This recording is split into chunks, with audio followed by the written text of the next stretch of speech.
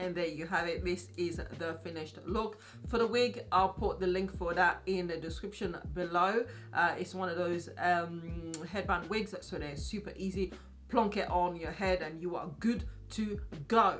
And that's exactly what I've done. Okay, yeah, let me know what you think of this look. I actually love the lip combination. I'm always playing about with lip combos, so then sometimes it turns out okay, other times it's like ooh, no, but yeah, I like this look. Chocolateness is that's not a word, is it? Thank you for watching.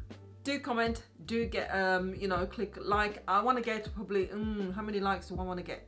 30, and then we'll start increasing it. So let's see if we can get 30 likes.